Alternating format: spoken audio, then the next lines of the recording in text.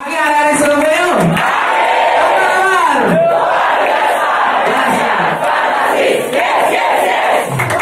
Oke, thank you, silakan dulu ya. Fantastis, yes ya. Itu khusus Surabaya ya berarti ya? Sukses. Enggak ya? Kan kalau Prudential semua sama ya, yes ya.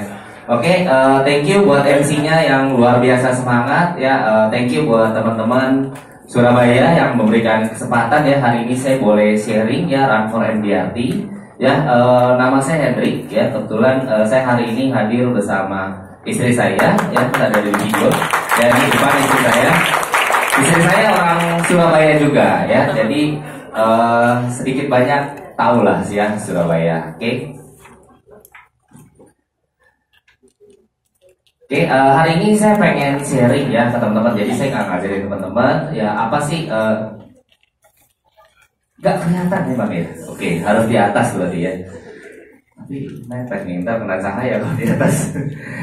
Boleh di bawah? Kelihatan kan ya? Kan yang kelihatan slide-nya, nggak perlu lihat saya ya.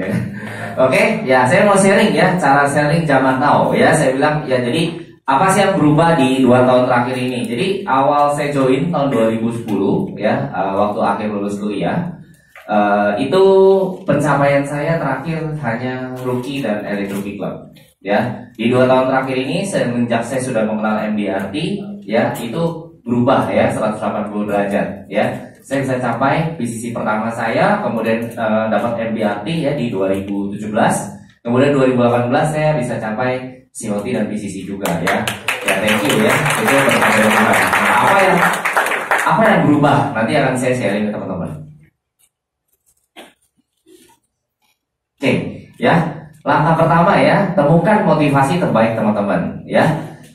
Karena menurut survei katanya manusia itu tergerak oleh 2 hal. Satu, sesuatu yang membuat dia tidak nyaman. Satu lagi adalah sesuatu yang memotivasi dia ya. Saya mau puterin satu buah klip ya. Klip ini ceritanya tentang seorang ibu ya. Dia sangat suka sekali menonton satu buah film tentang orang Paris ya. Jadi dia ada suara kali ya. Oke, saya jadi oke, ya jadi ibu itu nonton film yang sama terus berulang-ulang ya. Ibu itu adalah seorang supir taksi ya. Dia antar jemput anaknya ya. Kita lihat bersama-sama filmnya.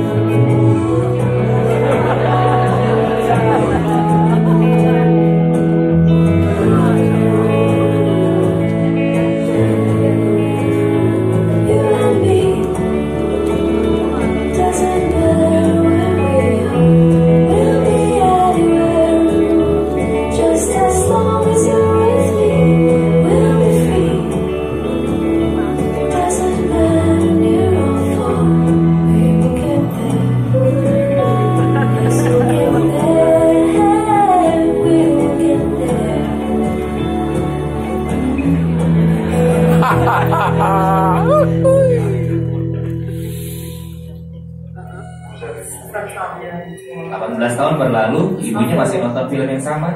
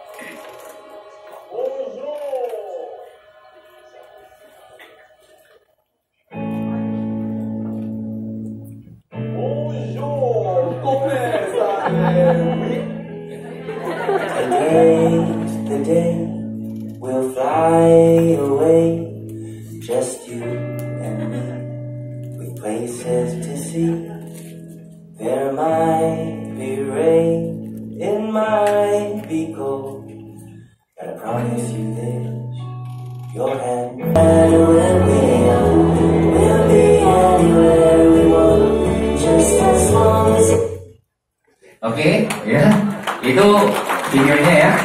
Oke, nah ini saya mau share ya, ini adalah motivasi terbaik saya ya. Silakan dinyalakan lampunya ya. Ini adalah istri saya dan kedua orang anak saya. Yang pertama namanya Kenzo ya, baru usia 2 tahun lewat 2 bulan. Ya, yang kedua perempuan ya. Tebak teman-teman namanya siapa? Kenzi. Kenzi. Saya pikir tahu ya. Namanya Paris. Ya. Tadi filmnya kan berhubungan Paris. Nah, nama anak kedua saya Paris Beauty Gunawan. Ya. Oke, kenapa namanya Paris? Ya, jadi ada story-nya. Ya, story-nya adalah istri saya kebetulan adalah orang yang suka hal-hal yang berhubungan Paris.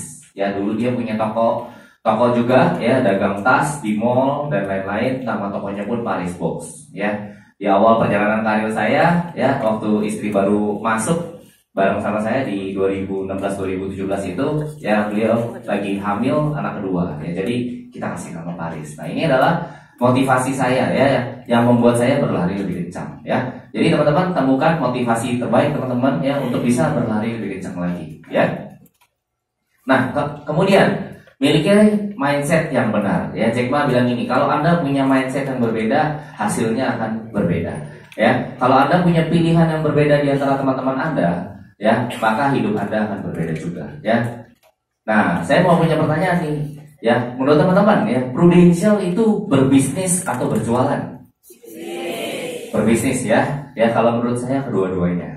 Ya, kenapa saya bilang kedua-duanya? Nanti konsultasi lagi sama leader masing-masing. Kebayang nggak kalau Starbucks franchise, dia buka toko kopi terus, tapi gak ada yang beli kopi, kira-kira ada omset yang masuk? Nggak ada ya. Jadi menurut saya idealnya kedua-duanya. Ya, kita berbisnis sekaligus pasti ada sesuatu yang dijual. Ya. Nah, ini di video ini sebenarnya saya mau ilustrasikan ya. Jadi kalau hidup tuh kalau kita jalan aja biasa, kita stay diam di tempat. Ya, yang kita lakukan untuk kita bisa maju adalah kita harus berlari. Ya, apalagi kalau diam itu mundur. Ya, kalau kita berlari kita bisa berjalan lebih cepat. Ya. Nah, tadi saya bilang ya, Prudential berbisnis dan berjualan ya. Nah, pada saat saya merenung ya, saya mikir kayaknya bisnis Prudential harusnya sama ya dibanding bisnis di luar sana. Nah, saya mau ilustrasikan contoh nih, misalnya ada sebuah produk ya, minuman yang sering kita minum ya, namanya Aqua misalnya. Diproduksi di pabrik. Dia kirim nih ke distributor, kemudian dia kirim ke supplier, kemudian dia kirim ke retailer, toko ya, di mana kita beli, di Indomaret, Alfamart dan lain-lain. Kemudian baru sampai ke tangan pembeli ya. Setiap lini distribusi ini pasti memiliki keuntungan. Nah, terus saya bayangin, apa bedanya dengan Prudential? Banyak orang bilang Prudential beda bisnisnya, katanya barangnya nggak berwujud ya. Kalau nggak berwujud coba polisnya dilempar, ya sakit gak kena muka? Ya itu berwujud ya, ada fisiknya. Ya, saya bayangin sama Prudential seperti pabrik. Ya, dia akan kirimkan melalui agency director, kemudian associate agency director, kemudian ke agent, kemudian baru nyampe ke klien. Ya, setiap lini distribusi ini pun juga memiliki keuntungannya masing-masing ya. Indomaret jual ke klien dia juga punya keuntungan. Supplier kalau langsung jual ke klien juga ada keuntungan lebih ya. Kalau AD langsung ke klien 43,5 ya. Kalau AD 51%. Ya, teman-teman persennya nanti silakan tanya sama leadernya ya. Intinya saya pengen sharing bahwa gini, sama aja. Yang berbeda hanya komoditasnya. Ya, sama-sama kita mendistribusikan ya sebuah komoditas. Ya, ini bisnisnya. Nah, ini kopi lagi tren banget ya. Kalau yang sering lihat di Instagram, ada Hotman Paris ya, sering kopi di Kopi Joni ya. Nggak tahu di sini udah ada cabangnya belum ya. Jadi saya setahun terakhir sering minum Kopi Joni, tapi nggak di Kelapa Gading. Saya minumnya di Gading Serpong karena sejak saya minum coba pertama kali ya, di situ ada bingkes ya. Jadi saya setiap kali ke Serpong saya minum dulu. Ya, tapi itu bukan maksudnya. Jadi gini, kopi-kopi seperti ini mungkin di sini banyak ya selain Starbucks ya. Tapi biasanya harusnya kopi yang seperti ini rasanya lebih enak. Atau di sini kopi yang ngetren apa? Yang bukan Starbucks, kopi yang di pinggir kayak Kulo gitu-gitu. Kapal api. Kapal api. Kapal api. Kapal api. Ketahuan usianya gitu. Ya. Nah, kopi-kopi yang sejenis ini biasanya lebih enak daripada Starbucks. Kalau yang sering ke Jakarta, ke kantor pusat di Jakarta, di Kota Kasablanka ada namanya Kopi Kenangan. Ya, nama kopinya lucu-lucu ya, kopi kenangan mantan terindah, gitu-gitu namanya ya. Nah, karya kopinya lebih murah dan lebih enak ya, tapi cabangnya banyak kan Starbucks ya. Tapi sekarang dia juga udah buka cabang. Apa yang pengen saya sampaikan ya? Barang yang enak mungkin kalau nggak ada sistem dia nggak bakal lebih besar ya. Nah kemudian ada satu bami ya, ini baminya juga di Jakarta, ini bami paling enak ya menurut saya, bami karet ya. Nah pada saat saya makan sama istri saya foto nih, foto tulisannya gini, bami karet rekod. Ada yang ditutup, kemudian tulisannya buka cabang. Kira-kira tulisannya apa? Tidak buka cabang ya. Dulu bisnis kalau tidak buka cabang makin keren. Ya saya kalau ke Bali dulu beli kue pia legong ya, kalau antri makin bagus ya. Sekarang dia buka cabang nih, udah ada 2 ya, di Kelapa Gading dan di Hayamuruk ya. Nah kemarin saya juga makan bami Jien di sini ya. Rasa baminya mungkin enakan bami karet, tapi total keuntungannya mungkin lebih besar bami Jien. Kenapa? Karena dia punya sistem ya, dan distribusi barangnya lebih lancar. Nah berikutnya mindset tentang penjualan ya. Ini ada Jordan Belfort ya. Siapa yang pernah nonton film Leonardo DiCaprio? Waktu itu filmnya The Wolf of Wall Street. Ada yang pernah nonton? Nah ada yang nonton ya.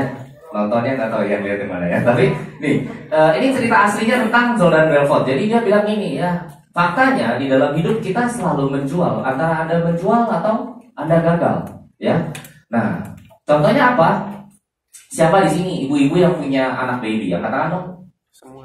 Nah, yang punya anak baby. Menurut teman-teman, baby jualan nggak? Nggak jual ya. Baby jualan. Apa yang dijual dari baby? Nangis. Dia jual tangisan. Ya, ibu dia akan jual tangisan terus untuk dapetin susu. Ya, dia akan nangis lagi buat diganti pampersnya. Jadi dari kecil kita udah jago jualan. Cuman kita suka mungkin mendinai ya, tidak terima susah jualan gitu ya, mikirnya seperti itu. Kedua, ya pacaran. Di sini ya yang sudah married ya, kira-kira pas pacaran, kira-kira pacaran ada yang dijual? Apa yang dijual? Saya mau tanya laki-laki, apa yang dijual? Senyuman. Ya kalau saya sharing ke yang lain-lain dia bilang gini ya, jual apa? Jual janji katanya ya. Ya, kira-kira para ibu-ibu janjinya sudah dipenuhi? Oh belum, ada yang belum ya. Ya, pacaran juga dijual, ada yang jual janji. Ya, oke, nanti pun tetap dinikahi ya, akhirnya dipenuhi janjinya. Dan ada orang yang kerja juga dia lempar 100 CV, itu kan dia juga menjual dan ada penolakan. Ya, waktu itu saya lagi ngobrol sama istri saya waktu dia belum join penuh ya sama saya. Saya bilang ini, saya kan nggak ditolak, dia di toko gitu ya. Saya bilang kata siapa toko nggak ditolak? Emang setiap orang yang lewat di depan toko pasti beli? Enggak kan? Ada yang lihat-lihat, ada yang pegang-pegang, ada yang udah nawar gak jadi beli, ya. Cuman kita nggak sadar aja itu lagi ditolak. Terus kenapa kalau lagi jalan Prudential baru cerita ke 3 orang, 5 orang terus ditolak, kita bilang seluruh dunia sudah menolak saya. Ya so apa bedanya orang biasa dengan penolakan? So apa yang saya mau sharing, penolakan itu biasa ya, di segala lini kehidupan kita ada penolakan. Cuman kita anggap atau nggak anggap aja ya. Nah ini salah satu pegangan saya ya. Jadi ada cerita ini, harusnya kalau belajar NLP mungkin lama ya, tapi ceritanya gini. Ada seorang tetua di Amerika sana, dia lagi ngajarin cucunya tentang kehidupan. Dia bilang ini, Cuk, di setiap pikiran kita itu ada serigala hitam, ada serigala putih. Serigala hitam melambangkan segala sesuatu yang buruk, serigala putih melambangkan segala sesuatu yang baik. Dan kedua serigala ini akan bertengkar. Ya cucunya nanya, siapa yang menang kek? Kakinya ngomong, siapa yang kamu kasih makan? Ya. Maksudnya apa nih Hendrik? Saya bingung, kamu cerita serigala ya. Nah ini sadar tidak sadar ini sering kita alami setiap hari. Contohnya apa? Contoh misalnya ya, Bapak lagi telepon ya, bikin janji sama klien. Telepon ya, baru jadi agent Lore AJI, telepon, udah pasang status gitu ya. Pas telepon kok nggak diangkat-angkat.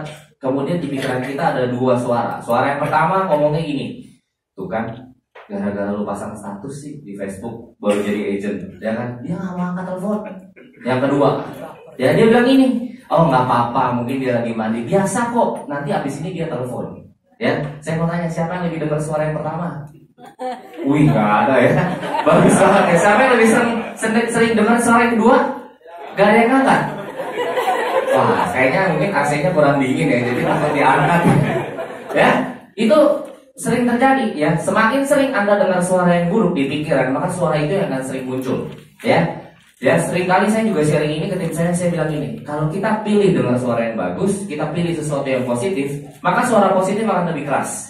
Ya, tapi sayangnya seringkali mungkin banyak orang di luar sana yang lebih banyak mendengar suara yang negatif. Akhirnya di pikiran keluar yang negatif terus. Ya, itu kita lagi kasih makan. Semakin sering Anda dengarkan, suara itu akan lebih gede.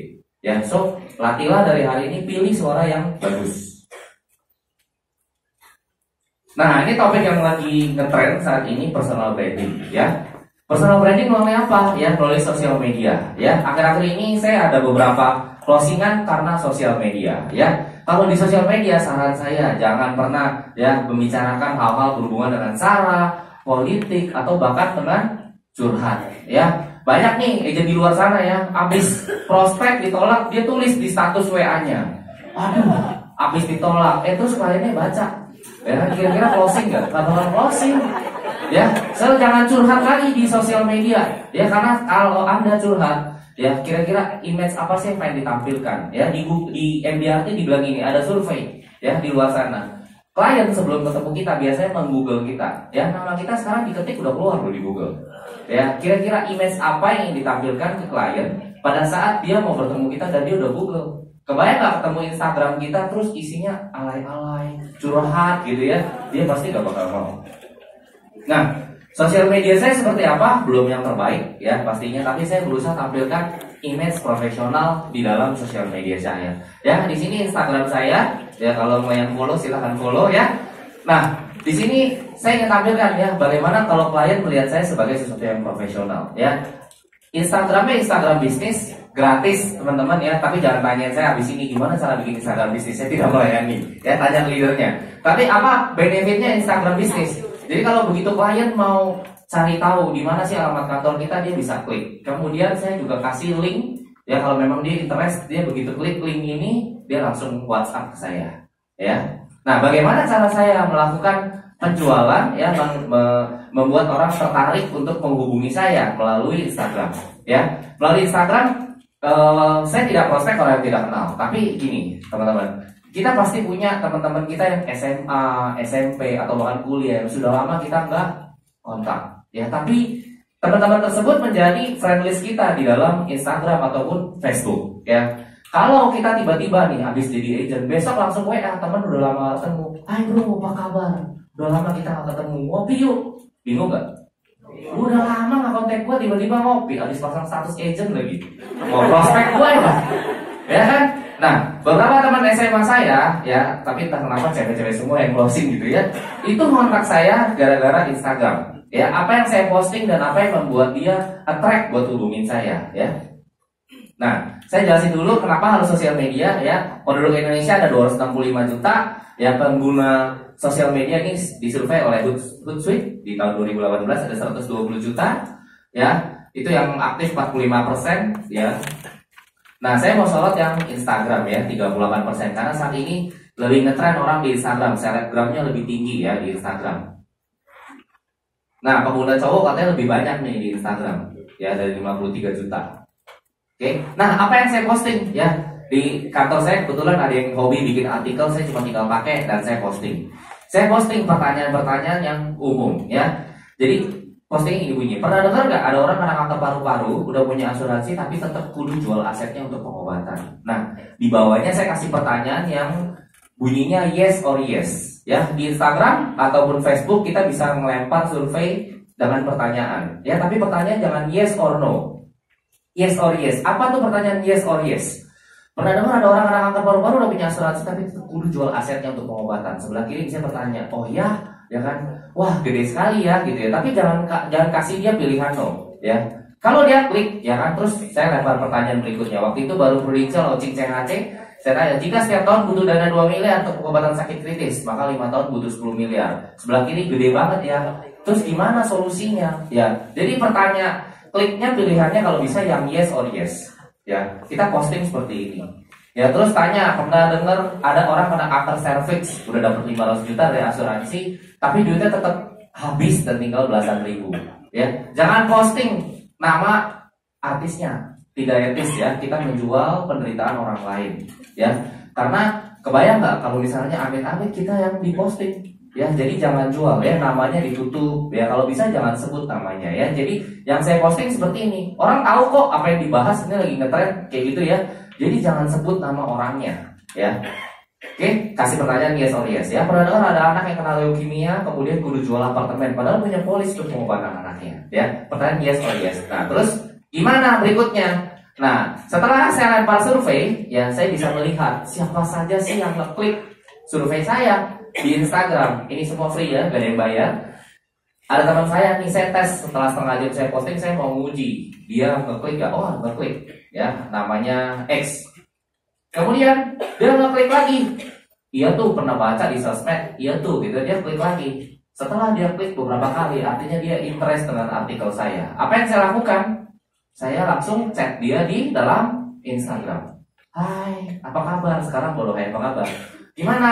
Udah lama kita gak ketemu. Dia udah interest kan, jadi dia ngobrol sendiri. Gua ada rencana mau masukin anak gua pruden nih. Ya, dia yang ngomong ya. Abis lihat kayaknya lu kompeten, yang ngomong dia ya. Saya nggak narsis, saya nggak ngomong ya, yang ngomong dia ya.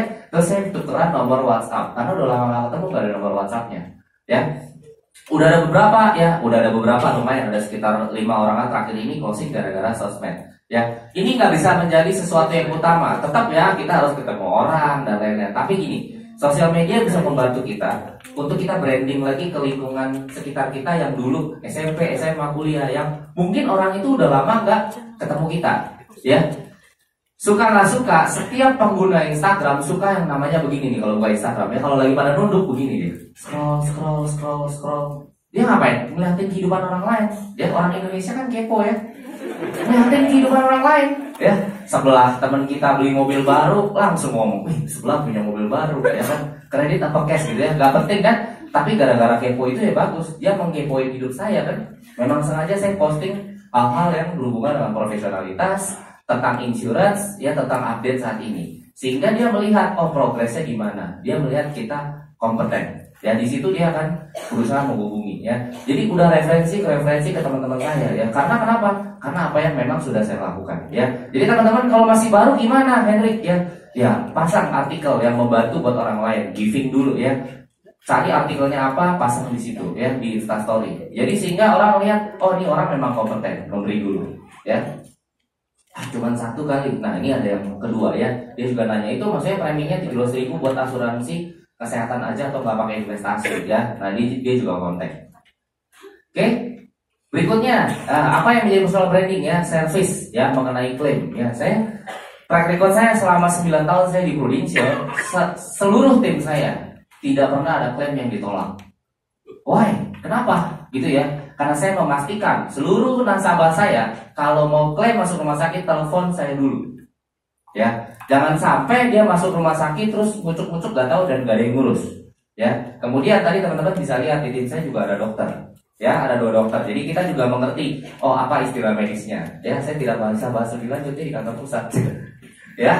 Cukup di situ saja ya. Jadi klaimnya recordnya bersih, dan saya tidak masukin ya nasabah-nasabah yang aneh-aneh ya. Semua nasabah saya pilih. Kita bisa lihat kok, kan kita field underwriter, kita bisa lihat nasabah tersebut sehat gak ya. Kalau sehat kita baru masukin lah, kalau yang nggak sehat ya jangan ya. Jangan memanipulasi bisnis demi sebuah keuntungan sementara, kemudian di suatu hari nanti kita yang pusing sendiri ya. Jadi saya memastikan itu, jadi sehingga pada saat klaim benar apa yang dijawab ya, sehingga klaimnya berjalan lancar ya.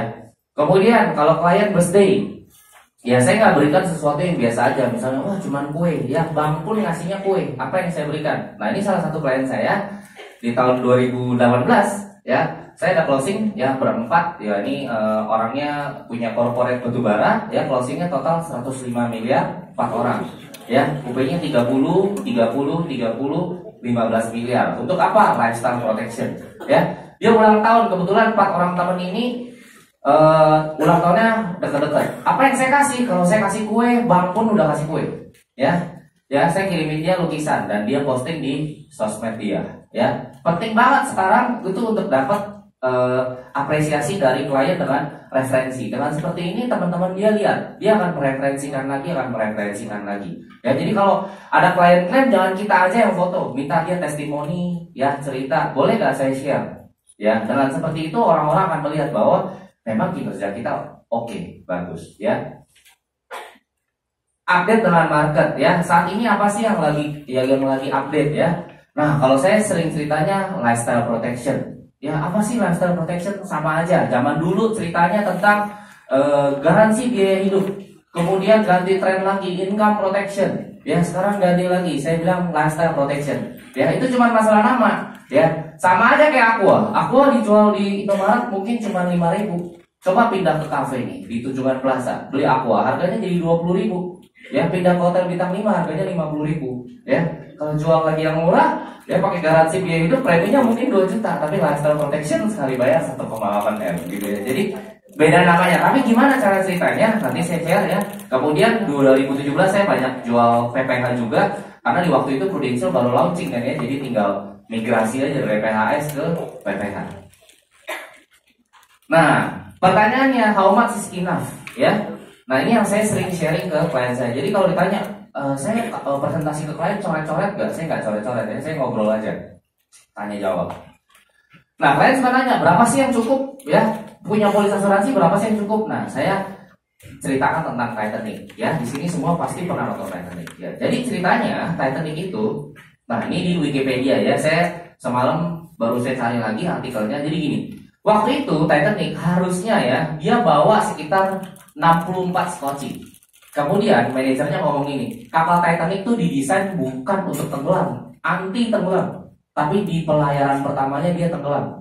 Makanya manajernya ngomong gak bakal tenggelam, ngapain bawa skoci, bikin jelek, turunin aja, sisain cuman di sini dia tulis 20-an kok, 16 set. Ya bayangin dari 64 dia turunin sisa cuma tinggal 16 set.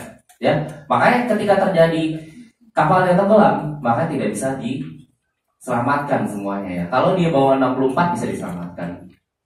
Ya, Anda Titanicnya, saya hanya jual sekocinya. Ya, kalau mungkin bisnis Bapak ya bisa beli rumah sakitnya, ya. Tapi ya dengan ada sekocinya, ya melalui program yang saya sharingkan, itu bisa menjadi penyelamat isi di dalam kapal Titanic. Siapa? Anak istrinya. Ya banyak orang ngomong, saya kan nggak pernah sakit, betul Pak. Ya Titanic nggak bakal bisa tenggelam. Tapi takdir berkata lain ya, di perjalanan pertamanya dia tenggelam. Ya hari ini saya memberikan sekoci untuk mengamankan isi dari Titanic Bapak Ibu. Ya. Nah apa sih yang dibicarakan pertanyaannya? Nah ini waktu lagi kemarin ke Amerika, ini yang saya bawa pulang, yang saya ingat cuma satu ya dari sekian banyak sesi ya. Saya tanya kalau ngobrol klien, boleh ceritakan kepada saya apa sih yang penting menurut Anda ya. Kadang-kadang kan agent suka nanya kan ngobrolin apa sih? Mungkin nanyanya sales talk kan presentasi. Tapi emang apakah dengan presentasi doang? Kan pasti harus ada yang diajak ngobrol. Ngobrol awalnya apa? Nah ini yang saya obrolin. Boleh ceritakan kepada saya apa sih yang penting menurut Anda? Ya 3 nilai penting apa sih kira-kira Anda pengen anak Anda tuh ajarin lagi ke cucunya. Nah yang ketiga ya, ini sering menjadi pertanyaan pen-trigger menuju masuk insurance ya. Kalau ada pilihan kesempatan untuk menjadi kaya atau garansi tidak jadi miskin, kira-kira mana yang Anda pilih? Saya ulang ya, kesempatan menjadi kaya pilihan A, garansi tidak menjadi miskin pilihan B. Kira-kira mana yang pilih kesempatan jadi kaya? Mana yang pilih garansi tidak jadi miskin? Masih banyak yang angkat ya. Oke, garansi tidak jadi miskin apa? Polis asuransi. Ya, kenapa saya bilang garansi tidak jadi miskin polis asuransi? Kalau orang sudah punya gaya hidup dan nilai gaya hidupnya sudah diproteksi dengan nilai proteksi yang sesuai, maka ahli warisnya cukup membuat proteksi tersebut dan taruh saja di deposito. Begitu terjadi resiko, kesempatan menjadi kaya masih mungkin jadi miskin. Tapi kalau garansi tidak jadi miskin, dia tetap stay di tempat yang sama. Ya, jadi ketika saya mengenal MDRT, mentoring dan lain-lain, saya belajar bagaimana ketemu klien itu memberikan pertanyaan yang tepat, bukan memberikan statement. Memberikan statement terus seperti apa? Ya, mungkin pas awal-awal saya jadi aja juga begitu. Pak, beli Pak, PPH bagus, produk terbagus, itu statement. Ya, kalau kita kasih statement, calon klien itu tidak berpikir. Tapi kalau kita kasih pertanyaan, calon klien berpikir. Lemparlah pertanyaan yang jawabannya Anda inginkan. Ya, pertanyaan ini jawabannya saya arahkan garansi tidak jadi miskin. Ya. Nah, apa yang saya cerita ya tadi misalnya lifestyle protection, paper asset. Nah, ini saya nggak pernah ngasih proposal lengkap seperti Blue Force ya, dimana kalau pakainya mending kalau pakainya iPad, kalau pakainya handphone kasih ke klien, kebayang nggak kecil-kecil begitu? Ya, saya bikin selalu ringkasan. Apa untungnya ringkasan? Gak bakal di-compare. Kalau mau compare silahkan compare, Anda nggak kelihatan jelas kok. Ya, dan klien pun butuhnya tahu ini preminya berapa, apa yang saya dapat. Ya, apa yang saya kasih adalah ringkasan. Ya, kemarin UP 30M-nya saya kasih dua contoh ya. Yang sebelah kiri jiwanya sampai 75 25 miliar, kemudian saking kritisnya 5 miliar sampai usia 65, yang sebelah kanan 50. Ya, dua opsi. Waktu itu masih PAA ya. Ini closingnya di bulan Juli 2018 ya. Jadi masih bisa nih ya 10 tahun. Ya, kemudian kalau single payment 1,85 ya, kalau yang di sini 3 miliar. Angka ini dapatnya dari mana? Hasil fact finding. Pada saat saya ngobrol sama klien saya bisnisnya batu bara, dia cerita, ya 2017 ya saya omset setahun 120 miliar. Ya, dia bilang gitu. Ya, terus saya kalkulasi dong, anggaplah untung dia 10% aja. Berarti setahun itu ada sekitar 12 miliar minimum. Berarti sebulan sekitar 1M. Ya, berapa sih nilai proteksinya? Harus ada minimum 100 miliar. Sehingga dia bisa proteksi si 1 miliar itu. Saya bikinkanlah proposal UP-nya 100 miliar. Premi per bulan 50 juta. Ya, kenapa? Harus bikinnya yang besar dan sesuai dengan kebutuhan dia ya. Saya pernah salah prospek ya. Saya kasih UP 10M adik kelas saya. Kebetulan adik kelas saya punya perusahaan MLM. Ya. Jadi mungkin duitnya udah bergunung karena dia ya pemiliknya ya, gitu. Saya kasih UP 10M diketawain saya, dibilang, "Oh, deposito saya sudah 10M." Dia dibilang gitu ya. Jadi sejak saat itu saya belajar bahwa kasih UP gak boleh asal-asalan. Ya, kalau kekecilan dia udah lihat di laporan keuangan dia kekecilan, kebayang ngasih orang punya uang ratusan miliar, Anda kasih UP 1 miliar. Dia bilang itu cuma buat gigit kerupuk kan. Ya, jadi harus sesuai. Nah, di situ pada saat saya sharing, saya bikin kasih UP 100 miliar, dia bilang, "Oh, kebanyakan, saya nggak mau bayar panjang-panjang. Kalau saya kasih uang ke kamu 1,5 miliar, kamu bisa kasih saya UP berapa?" Ya, kembali, pertanyaan saya jawab dengan pertanyaan. Saya tanya kembali, menurut kamu gaya hidupmu berapa yang harus disediakan untuk anak istri ya supaya punya standar hidup yang sama? Gaya hidup ya bro, bukan biaya hidup. Kenapa saya arahkan gaya hidup bukan biaya hidup? Ya, kalau orang-orang kaya yang seperti ini biasanya ngomong biaya hidup saya kecil. Ya, bensin udah di cover kantor, cicilan mobil udah di cover kantor. Dia kan semua lempar ke kantor. Ya, jadi saya nggak mau bilang biaya hidup. Kalau biaya hidup pasti dikecil-kecil. Saya bilang gaya hidup. Ya, istrimu beli tas setiap bulan, 2 bulan sekali kamu keluar negeri. Ya, kamu setiap hari makan di luar, ke kafe dan lain-lain. Kamu pasti pengen punya gaya hidup yang sama. Ya, berapa? Ya, dia bilang 250 juta sebulan. Ya, 250 dikalikan 12 itu 3 miliar. Saya kalikan dengan 10. Ya, berarti UP-nya harus ada 30 miliar. Terjadi resiko dengan dia sering pergi ke tambang, maka turun 30 miliar depositokan saja setiap tahun. Istrinya akan punya 3 miliar. Setiap bulan dia akan punya 250 juta. Nah, dari situ barulah keluar angka 1,85 miliar. Jadi single payment datangnya dari klien. Segala sesuatu keputusan datangnya dari klien. Pastikan dari klien. Jangan kita yang ngojok-ngojok, "Pak, single premi aja, Pak, begini aja." Tapi tanya sehingga keputusan datang dari klien. Dan kita tidak disalahkan kalau terjadi apa-apa. Tugas seorang konsultan adalah membantu dia menemukan produk yang tepat, bukan ngarah-ngarahin ya. Nah, waktu itu tambah PC-nya sampai 8 miliar ya. Saya ceritakan ya, jadi harus ada medical check up. Semua saya pahit di depan kalau misalnya closing big case ya. Apa yang diperiksa, kemudian finansial apa yang dibutuhkan, saya langsung ngomong di depan ya. Waktu itu saya minta akte pendirian perusahaannya, laporan laba ruginya, pajaknya, rekeningnya ya, 6 bulan terakhir saya minta semua di depan. Saya ngomong, "Pak, sorry ya, gimana cara mintanya? Kadang-kadang kita takut ya." Saya bilang, produk ini tidak bisa semua orang beli ya, hanya orang-orang tertentu seperti Anda ya. Jadi butuh verifikasi untuk dari perusahaan agar hanya orang-orang tertentu seperti Anda yang boleh punya produk seperti ini. Nah, untuk itu saya butuhkan ya tadi ya, akte pendirian dan lain-lain. Kebetulan teman saya perusahaannya bersih ya, lapor pajaknya bersih, jadi dia apapun dikasih nggak masalah. Tapi memang nggak langsung ya, kalau yang seperti ini kadang-kadang dicicil, kasih dulu aktenya, nanti ya minggu depan kasih lagi neracanya ya, perlu sabar kan, satu persatu medical dulu ya. Bagaimana cara klaimnya saya bahas di awal juga. Nah, karena dia bayar single payment, kemudian saya melakukan pencatatan ya, saya catat ya, dia udah bayar single paymentnya kan dicicil dalam 2 tahun ya. Jadi kata-kata saya gini, ya kamu gak usah bayar langsung 1,85 miliarnya, kamu cukup bayar 10-20% jadi DP, sisanya kamu cicil ya. Untuk cicil itu saya perlu catat ya, nih 15 Agustus dia bayar 85 juta, 29 dia bayar 66 dan lain-lain, saya catat. Saya kirim reportnya by Excel ke Telegram dia atau dari WA dia. Jadi dia punya catatan, saya juga punya catatan ya. Jadi saya catat dengan lengkap.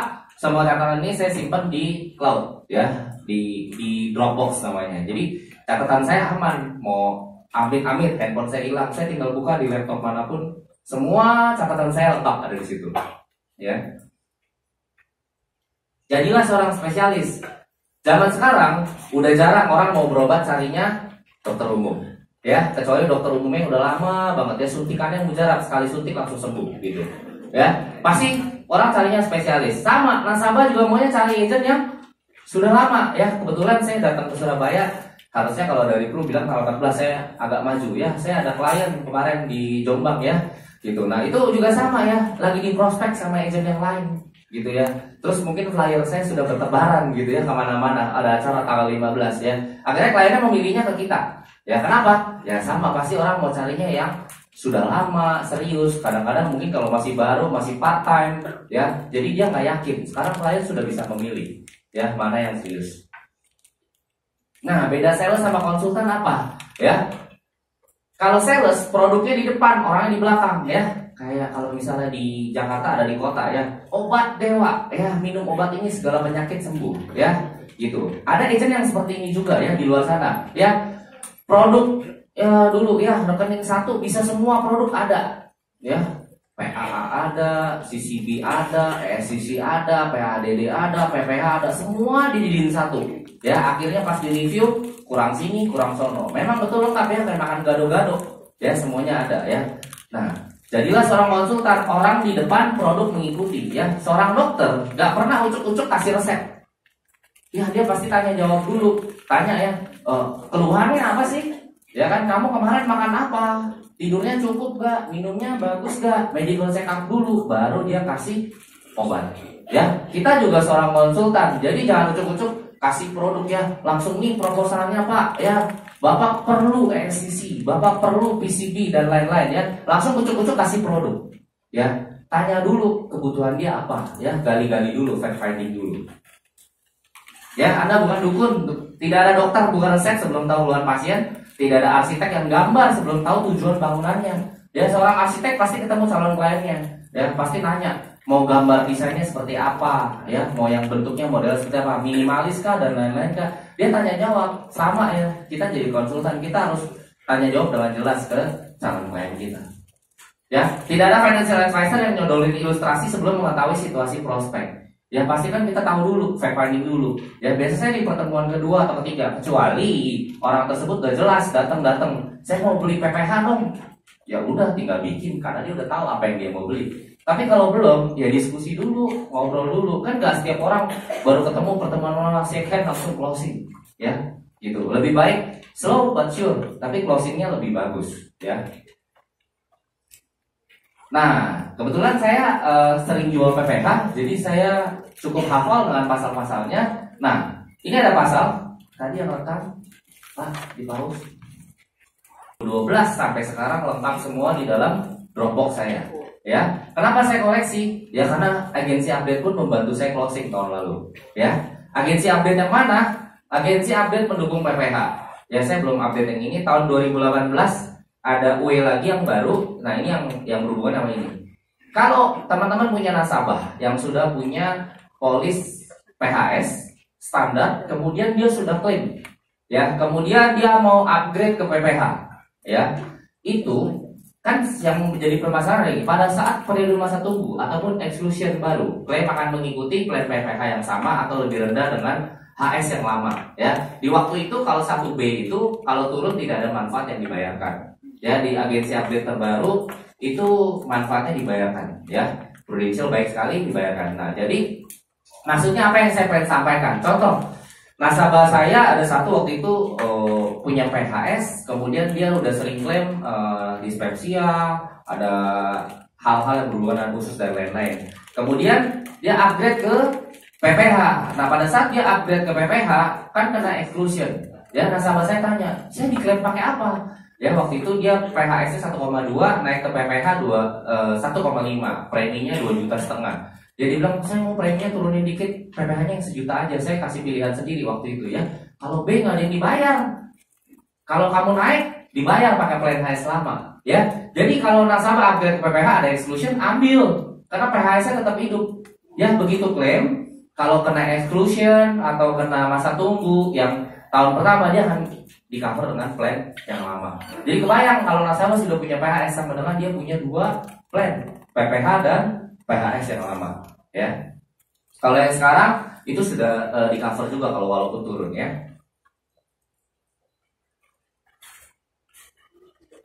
Ya, bertumbuh dengan komunitas yang positif, ya. Tahun 2016 saya bergabung dengan mentoring Bu Janet, ya, mentoring Bu Janet Bang, ya. Ini adalah mentor saya, ya. Di akhir 2016 saya join. Waktu itu sebelum saya join di mentoring, ya, saya baru capai rookie club aja, ya. Kemudian perubahan yang luar biasa terjadi, ya. Dan tahun ini bisa bisnis COT, ya. Apa yang berubah? Satu, etos kerja, ya, cara berpikir, bagaimana saya mengeluarkan pertanyaan yang tepat, ya. Terus bagaimana saya bekerja dengan agenda yang bagus, ya, sehingga aktivitas saya mendukung pekerjaan saya juga. Nah, tadi sudah dibahas, ya, apa sih keuntungan MDRT member, ya. Sekedar sosialisasi lagi, MDRT tidak ada qualifier, ya. Istilahnya MDRT member dan non-member, ya. Tidak ada qualified MDRT.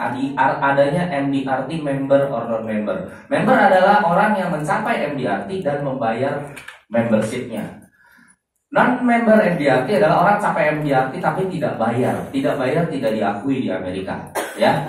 Gitu. Nah, profit dari kita menjadi member adalah tadi, ya, sudah dapat majalah dan lain-lain. Kemudian ada subsidi dari Prudential dan cicilan dan penggantian, ya, bagi top produser 50 yang pergi ke MDRT ada 2 tahun ini, Global Conference di Australia dan annual meeting di Amerika, ya. Yang boleh masuk adalah yang sudah bayar sebagai member. Pendaftarannya 18 Maret ini bagi yang mau pergi, ya, jam 7 malam. Ya, kita harus beli tiketnya langsung online. Tiketnya tahun lalu waktu saya pergi ke Amerika 1 hari setengah 15.000 tiket langsung habis. Ya, siapa yang ngabisin? Ya, yang ngabisin orang Cina. Ya, orang Cina sana itu pergi ke Amerika walaupun nggak ngerti bahasa Inggris, dia pergi. Saya juga bingung, kalau nggak ngerti bahasa Inggris pergi, gitu, ya. Karena dia waktu itu juga di situ ada sesi kelas yang bahasa Mandarin, kemudian ada translate. Ya, saya nggak pakai translatornya karena kalau translatornya ketawanya terlambat, ya. Depan udah ketawa, translatornya belakangan. Ya, lebih baik yang direct bahasa Inggris aja, ya. Nah, saat ini Prudential fokuskan kita untuk pergi ke Global Conference di Australia. Nah, seperti apa sih suasananya? Kebetulan saya rekam, ya. Yuk kita lihat. Suaranya hilang, Pak. Oh, nggak disolok, ya.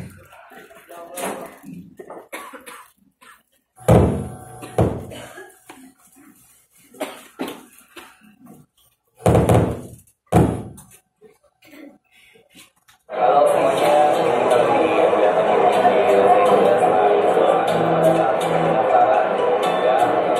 ini luar biasa. Pastikan kita semua akan hadir di meeting di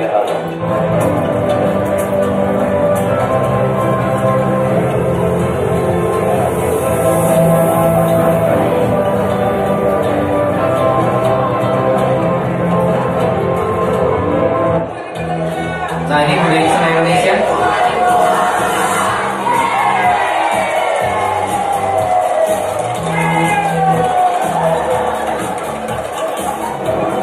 Tadi suasana waktu pembukaan pertama kali mau masuk ke acaranya. Di situ banyak banget, ada orang Thailand, orang China, ya, seluruh dunia pada datang.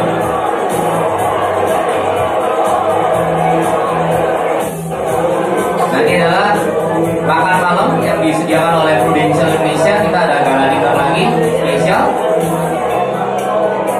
Jadi gala dinner ada 2 kali, dari Hong Kong ada sekali, dari Indonesia ada sekali.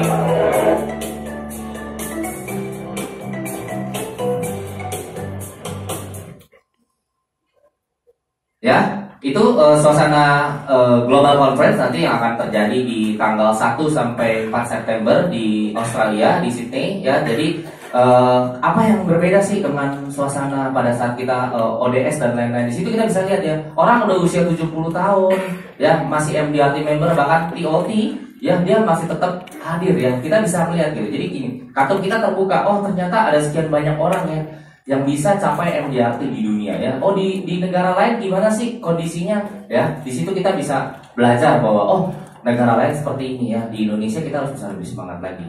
Ya, saya sudah mau sampai di bagian akhir ya. Ini film Kung Fu Panda ya. Dia si Panda nanya ya ke orang tuanya ya, kamu rahasia sopnya apa sih? Ya, rahasia sopnya kok mie kamu bisa enak? Mama dia nanya gitu ya. Terus si mama bebek ini bilang kan, there is no secret ingredient. It just you for something to be special. You just have to believe it is special. Apa sih rahasia saya? Ya, dari tadi saya sudah sharing. Ya, saya akan buka rahasia di terakhir ya. Tapi sebelumnya ada satu klip lagi. Nyolok kan udah ya? Oke. Nah, kayaknya harus diklik. Tolong dibantu klik.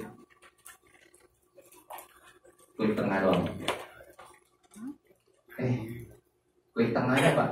Kursornya ke tengah dulu terus diklik. Hah? Belum. Wah. Oh itu manual play. Iya, yang manual aja.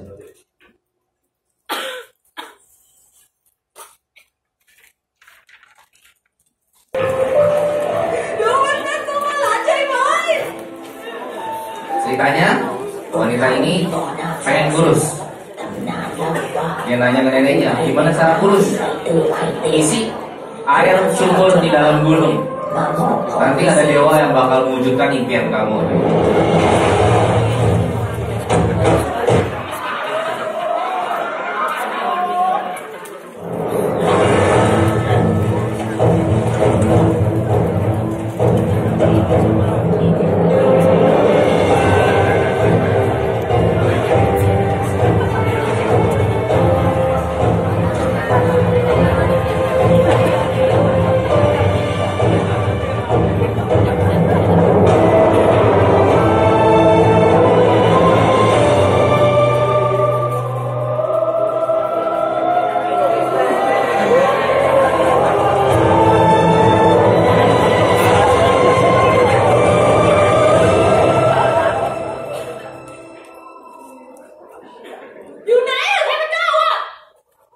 Dewanya mana? Kok gak keluar katanya?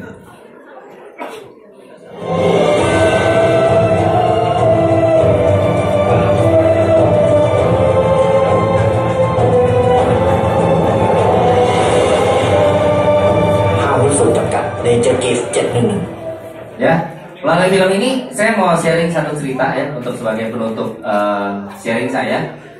Di 2016 waktu saya ikut mentoring, ya Ibu Janet menanyakan hal ini di dalam grup Telegram. Ya dia nanya gini, siapa yang mau pergi ke Los Angeles gratis? Ya, saya yakin di sini juga suka gratisan kan? Ya, saya bilang saya gitu ya. Terus Bu Janet tanya ya, saya tanya kan, gimana caranya Bu? Ya, dia cuma bilang gini loh, bikin janji 5 orang, ya prospek 3 orang, kemudian follow up 3 orang. Saya bilang, gue juga tahu kalau begitu, ya pasti pergi gitu ya. Gue pikir ada jawaban-jawaban yang lain ya. Nah, rahasianya nggak ada apa-apa teman-teman ya. Rahasianya cuma melakukan aktivitas lebih banyak. Ini adalah agenda saya. Kenapa warna-warni dan rapi? Karena yang bikin adalah istri saya. Ya. Jadi saya kalau kerja pakai gadget, semuanya di gadget. Ya, di Dropbox lah, Excel dan lain-lain ya. Saya kerja berdua sama istri saya yang membantu melakukan pencatatan secara fisik ya di dalam agenda ya. Ini adalah kalender kerja saya di 2018, di 2019 pun kita juga update. Jadi kita full tulis ya, bagaimana kita ketemu orang dan lain-lain. Kita aktivitasnya full ya. Februari, kemudian waktu itu bulan Maret lahir ya anak kedua saya. Ya, kita benar-benar aktivitas full ya. Hati-hati kalau biasa habis pulang jalan-jalan juga ya. Banyak teman-teman di kantor saya yang habis pulang jalan-jalan ya, hawa holiday-nya nggak hilang-hilang ya, nggak prospek-prospek ya. Waktu itu pertama kali pergi pun kita langsung bilang, oh pulang harus segera aktivitas ya. Jadi saya udah catat ya aktivitas apa aja, AAJI siapa, prospek siapa ya. Ini bulan Mei ya, bulan Juni, Juli ya, Agustus, September ya. Waktu itu goal saya di September saya mau selesai PCC ya. Ada tulisan mana tuh?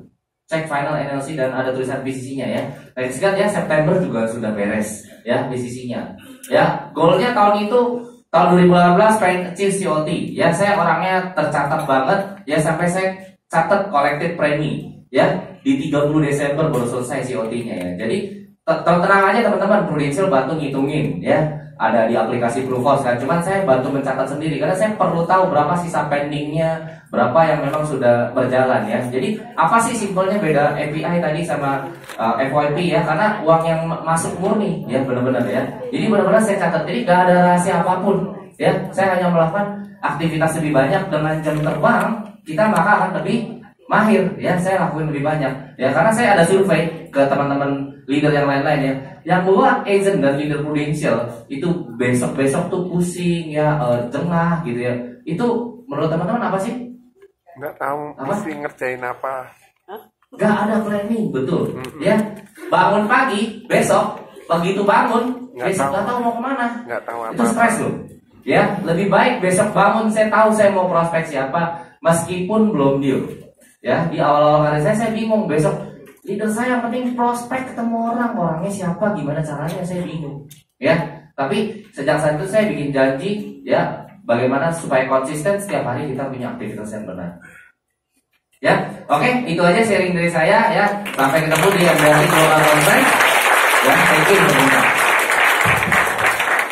Oke, terima kasih Pak Henry. Kita beri applause sekali lagi dong.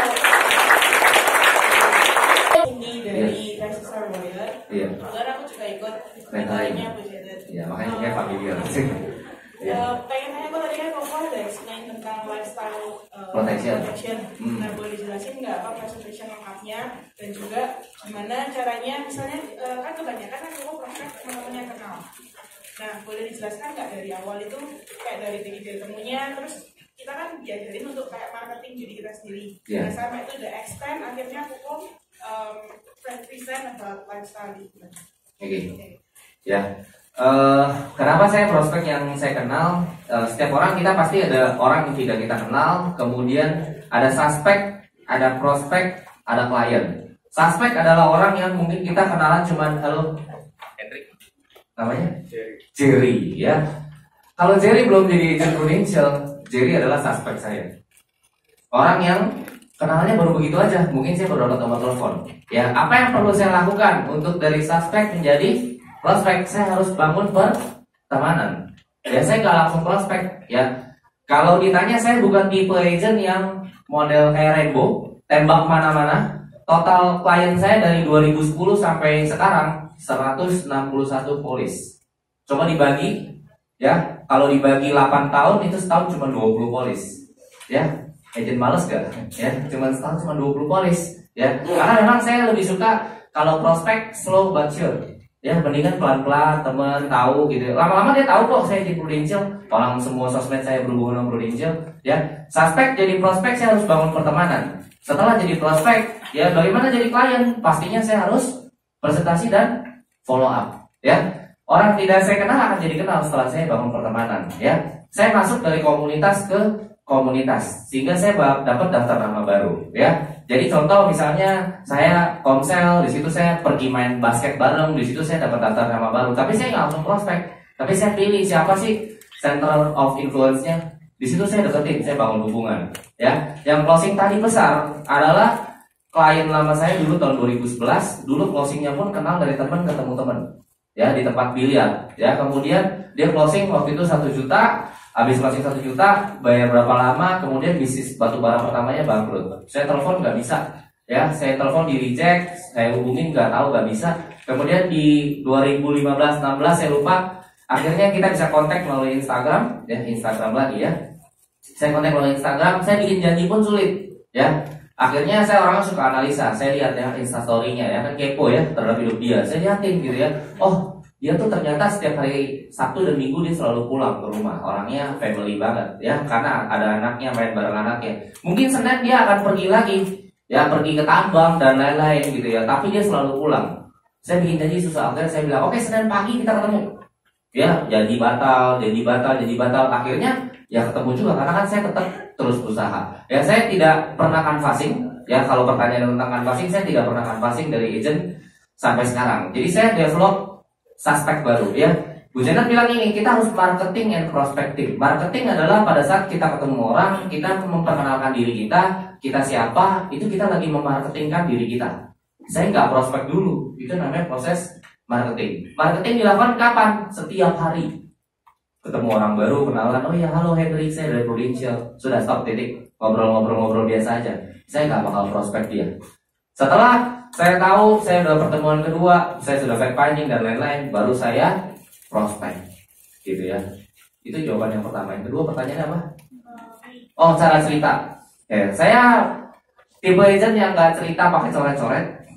Ya, saya tipe agent yang cerita ke klien, ngobrol itu dengan pertanyaan. Yang kunci pertanyaannya tadi saya sudah sharing. Ya, saya tanyakan tentang seputar 4 hal ini kalau saya ngobrol.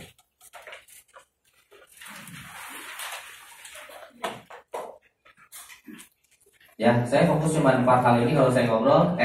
FORM. Family, occupation, recreation, message. Family, ngobrolin apa? Kalau udah lama gak ketemu dan lain-lain, saya pasti ngobrol tentang keluarganya dong ya. Misalnya kita nggak tahu udah married apa belum, gimana, anaknya sudah berapa, ya kan? Oh, sekolah di sini mahal ya, gitu ya. Apa sih yang pengen saya cari tahu? Saya pengen cari tahu kedalaman keuangan dia, apa potensi masalahnya dia, ya. Kemudian tentang occupation, ya saya sudah lama gak ketemu klien saya yang tersebut. Pada saat ketemu saya bilang dong, setiap orang sukses paling suka ditanya ini, ya. Jadi kalau ditanya apa sih yang perlu diobrolin sama prospek, ya, setiap orang paling suka diri sendiri. Tanyalah tentang dia. Ya saya tanya, wih bro hebat banget lu ya, 2-3 tahun gak ketemu lu sukses berat, ya. Bisnisnya hebat, gimana sih perjalanannya? Ceritain dong perjalanannya. Jadilah dia cerita perjalanan bisnis batubaranya sampai omsetnya ratusan miliar. Dia yang ceritain gitu ya. Ya di situ saya, oh omsetnya sekian, gaya hidupnya tinggi, dia sering pergi ke luar kota, ya. Anaknya baru sekolah, istrinya baru buka klinik. Ya apa yang saya cari tahu itu adalah data-data yang saya cari tahu. Ya di situ baru saya mulai masuk cerita tentang lifestyle, ya. Lifestyle protection, ya. Kebetulan waktu itu dia beli PPH, dia tanya UP-nya berapa. UP-nya dia, saya bilang cuma 500 juta. Oh saya mau naikin UP dong. Saya bilang beresin ya, ntar dulu, ya. Beresin PPH-nya dulu, baru beresin lifestyle-nya. Ya baru saya tanya, menurut kamu UP yang ideal berapa sih? Dia bilang 10M. Oh bagaimana cara ngitungnya 10M? Sorry ya, saya boleh sharing. Baru saya masuk tadi, saya cerita ya tentang apa tekniknya. Baru saya tanya berapa sih gaya hidup yang dibutuhkan. Ya, baru tadi kan dia ngomong 250 juta kan. Baru kali 12 kali 10 dapat angka UP idealnya. Di situ saya baru saya bahas pakai ringkasan. Jadi kalau teman-teman nanya saya, ada nggak cara cerita yang berurut gitu ya? Saya nggak pernah pakai itu lagi sekarang. Ya, jadi saya ngobrol gini-gini. Tapi tanya cepet apa lambat? Sedang sih. Ada yang 3 tahun tapi closing 12,5 juta. Ya, ada yang cuma 5 bulan closing 5 juta per bulan. Ya. Gak ada yang cepat ya. Patokannya apa? Berapa kali ketemu dan lain-lain. Ya ini hubungan sama manusia. Ya sama ya teman-teman. Pacaran misalnya. Kapan pegangan pertama? Pertemuan keberapa? Gak tahu. Ya yang tahu hanyalah Anda dan pacar Anda. Ya sama kita ketemu klien. Yang tahu siapa? Anda dan calon klien Anda. Makanya kenapa leader suka tanya, udah ketemu prospek belum? Leader nunggu. Gimana? Ceritain dong. Ya dengan pengalaman leader dia akan bantu untuk menceritakan pengalaman dia. Oh, kalau kamu ketemu orang kayak begini, dia ngomong begini, kamu coba tanya ini. Kamu coba tanya ini. Ya. Jadi saya tanya itu, saya bahas jalan-jalannya gimana, baru message itu presentasi. Ya, baru saya ngobrol. Ya, sudah benar-benar lifestyle protection belum? Ya kan? Ya kita cover gaya hidupmu, ya, bukan biaya hidup. Kenapa bukan biaya hidup ya? Tadi yang saya cerita. Jadi saat ini saya udah jarang ngobrol-ngobrol tentang coret-coret ya. Januari lalu saya ada closing namanya garansi KPR ya. Itu gimana? Jadi gini, di agenda saya selalu tulis ya, saya selalu tulis gini.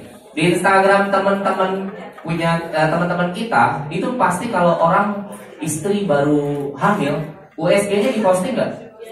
Posting ya. USG-nya diposting, Anda tahu nggak dia bakal lahir kapan? Bisa dihitung. Di situ ada tanggalnya kok, ya. Yang sudah pernah istrinya melahirkan ya, masih tahu cara ngitungnya dong ya. Kurang lebih bulan sekian dia akan lahir, ya. Di situ saya catat, saya masukin ke agenda sama istri saya. Si prospek kita yang ini, ya, udah jadi klien ya, dia bakal nambah anak. Bulan sekian pasti nambah api. Saya catat, ya. Tahun ini saya ada sekitar nambah 4 atau 5 anak. Teman-teman saya pada beranak, gak apa-apa beranak aja yang banyak. Ya, setiap beranak 1 api baru kok, closing baru gitu ya. Beranak saya catat itu. Kemudian yang garansi KPR itu karena saya lagi main ke tempat klien saya yang Batubara, di situ dia punya teman-teman banyak pada suka main di lobi. Pada saat main lobi saya ngobrol-ngobrol, terus dia bilang, iya bro, gua habis ngambil rumah. Ya, terus saya tanya, saya selalu picu pakai pertanyaan, oh KPR bro? Iya KPR. Oh KPR kapan? Nanti bulan Mei, gitu kan? Oh berarti kalau KPR pakai insurance dong ya? Iya, ya kan? Lu udah tahu belum bro bahwa KPR insurance-nya itu akan habis mengikuti jumlah hutang. Kalau hutangnya selesai, asuransinya habis. Oh, begitu ya? Iya. Dan lu harus bayar itu di muka, di awal. Ya, contoh rumah sekitar 1,5 miliar, itu bayarnya 1,5 miliar sampai 2 miliar. Mungkin bayar asuransi plus total DP itu bisa 80 jutaan. Ya, 80-100an. Ya, saya ngomong, nah, gua ada solusi lain. Lu udah mendapatkan garansi KPR belum? Ya, asuransinya kalau kita yang take over, itu asuransinya nggak bakal hangus. Satu, kedua lu boleh cicil secara bulanan, gitu ya. Nah pertanyaan berikutnya kan, emang bisa bro? Ya kan bank nggak mau ya, di luar bank sampai antri, ya harusnya bisa. Gimana triknya? Triknya begini. Pada saat pengajuan KPR, jangan bilang sama marketingnya, saya punya asuransi sendiri. Biarkan dia diproses sampai keluar SPK-nya. Setelah dia keluar SPK-nya, baru kita ngomong, saya nggak mau pakai asuransi. Wah nggak bisa pak, dan lain-lain. Ini saya sudah buktikan sendiri di saya dan klien saya. Nggak bisa dan lain-lain. Banknya udah beda ya. Nggak bisa. Ya udah, kalau kamu nggak mau, SPK-nya saya sudah pegang kok. Antara mau di cabang kamu atau di cabang yang lain, saya proses ke cabang yang lain. Dia pasti ngomong nggak bisa, nggak bisa. Saya masukin, nih ada cabang lain mau nih, terima. Bank itu mata pencarian pertamanya apa? Sebar duit. Dia mau kita ambil kredit, mata pencarian pertama. Mata pencarian keduanya baru asuransi. Dia cuma bilang itu harus. Ya, semua kepala cabangnya bank harusnya dia ditarget buang duit loh, ditarget buang kredit. Ya dia harus telan kreditnya. Kalau misalnya dia dapat SPK, saya bilang gitu, dia pasti ketakutan, dia pasti ambil. Ya, baru di saat itu kita bilang kita punya insurance, dia akan minta kita tanda tangan surat pernyataan bahwa tidak pakai asuransi jiwa. Maka bila terjadi resiko meninggal, ya maka utang ini akan diteruskan. Dan kalau kita punya nilai proteksi nilai KPR-nya, maka ya tenang aja kan toh UP-nya ke kita, gitu ya. Dan di situ closing ya lumayan sekitar 30 jutaan lebih ya. Jadi kalau teman-teman kita pada beli rumah, ingat garansi KPR modalnya, gitu ya. Jadi saya lebih banyak ngobrol, tanya jawab, pertanyaan-pertanyaan menggelitik sehingga dia tuh berpikir, oh iya benar juga ya. Lempar pertanyaan apa yang tepat sehingga dia berpikir dan memutuskan yang terbaik, gitu. Nah, Bapak Ibu, ada pertanyaan lagi nggak ya? udah jelas sekali. Udah jelas ya. Kalau gitu kita beri, oke, yang di belakang ya. Gak kedengeran kali.